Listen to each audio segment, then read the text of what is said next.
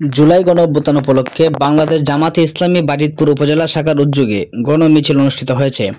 আজ ৫ আগস্ট রোজ মঙ্গলবার সকাল ১১ ঘটিকায় বাজিতপুর উপজেলার রেজু মার্কেট থেকে এই গণমিছিল শুরু হয়। প্রধান সড়ক প্রদক্ষিণ করে বাসমহলে এসে এক সংক্ষিপ্ত সমাবেশের মাধ্যমে অনুষ্ঠানটি শেষ হয়।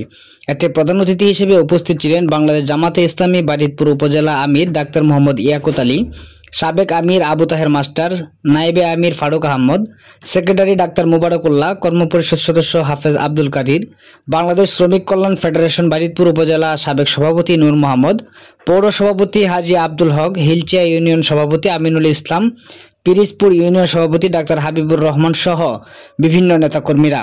প্রধান অতিথি তার বক্তব্যে বলেন, আগামী দিনে জুলাই গণঅভ্যুত্থানের চেতনাকে ধারণ করে আমরা এগিয়ে যাব ইনশাআল্লাহ। অতি দ্রুত বিচার কার্যক্রম শেষ করে একটি অবাধ, সুষ্ঠু ও নিরপেক্ষ নির্বাচন দিতে সরকারের প্রতি আহ্বান জানান। আগামী দিনের সংসদ কোরআনের সংসদ, আগামীর বাংলাদেশ ইসলামের বাংলাদেশ। আগামী জাতীয় নির্বাচনে সৎ যোগ্য লোকদের নির্বাচিত করার আহ্বান জানান তিনি। জাহাঙ্গীর আলম, বাজিতপুর প্রতিনিধি, এটিভি অনলাইন। বিগত ১ বছর আগে এই ৫ই আগস্ট স্বৈরাচারী খুনি হাসিনা এই দিনে মামার বাড়িতে বলান করেছিল, আহত হয়েছে।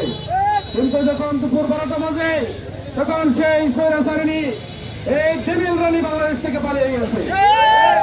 আজকের এই দিন আমাদের আনন্দের দিন, আজকের এই দিন আমাদের উৎসব করার দিন।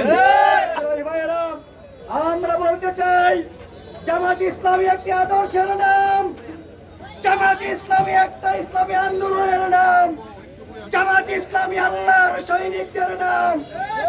যারা মনে করে তারা জামাত ইসলামকে পিছনে ফেলতে পারবে, জামাত ইসলামকে মুছে দিতে পারবে, আমরা বলতে চাই তারা বুকার স্বর্গে বাস করছে।